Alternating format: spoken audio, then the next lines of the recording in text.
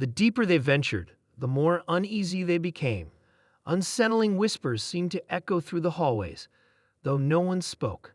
The walls were covered in strange symbols, unfamiliar to every language known to humanity. "Captain, look at this," said Lieutenant Erickson, pointing to a strange panel embedded into the wall of the ship's control room. Mia stepped forward, examining the panel. It was unlike anything she had ever seen. Not human technology. This was something ancient, something otherworldly. The symbols on the panel glowed faintly as if reacting to their presence.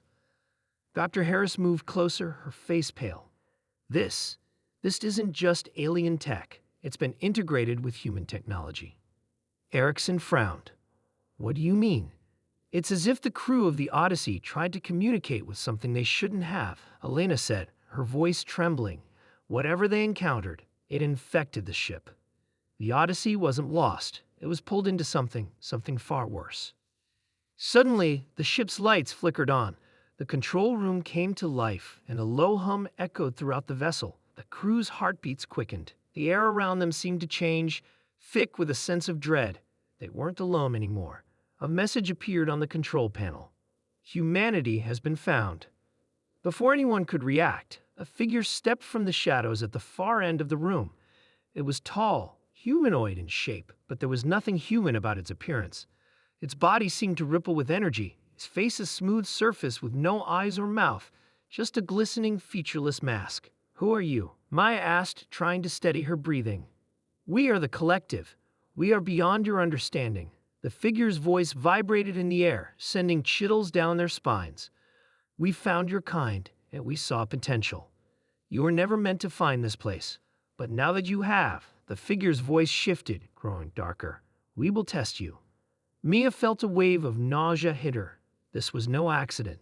The Odyssey had stumbled upon something ancient, something that had been waiting for humanity. A force that could reshape everything they thought they knew about life, death, and the universe. "We are not afraid," Maya said, her voice steady now, as the rest of her crew looked at her with uncertainty. "Humanity has survived for thousands of years. We will survive this." The figure's form flickered, and its eerie voice filled the room again. "You misunderstand. This is not a test of survival. It is a test of worth." Before they could process the words, the lights went out again. The walls of the Odyssey seemed to close in around them, and the whispers grew louder. The crew was trapped, with no way out. But one thing was clear. Humanity had just encountered something far beyond their comprehension. And whatever happened next, they were no longer the apex species in the galaxy. Humanity was now part of something much larger and far more terrifying. It was supposed to be an ordinary mission, a routine exploration of the farthest regions of space, an empty stretch that no one had dared to venture into before. Captain Maya Thompson and her crew were tasked with locating a missing spaceship, the Odyssey, which had vanished without a trace over a decade ago. What they didn't expect was the chilling discovery that would change humanity's place in the galaxy forever. The crew of the Starfire had been drifting through the outer sectors for days, scanning every inch of the void for signs of the lost ship. The Odyssey was an advanced vessel, and the disappearance had puzzled every spacefaring civilization across the galaxy. No wreckage, no transmissions, nothing. It was as if the ship had simply vanished. But then, a signal pinged on the Starfire's scanners. "Captain," said Lieutenant Erickson, his voice tense. "We've got something. A faint signal. It's coming from beyond the nebula X-43. Maya's heart skipped a beat. She had always believed in the possibility of discovering new life out there. But this was different. "Set course. Full speed," she ordered, her voice firm.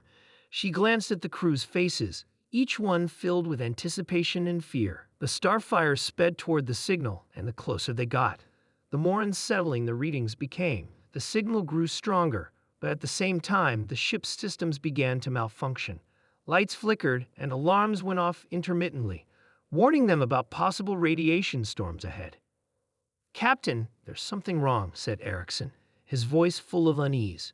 "It's not just the signal, the readings. There's an energy signature around it, unlike anything we've ever seen. Prepare for a scan, but be ready for anything." "We need answers," Maya replied, trying to keep her voice steady.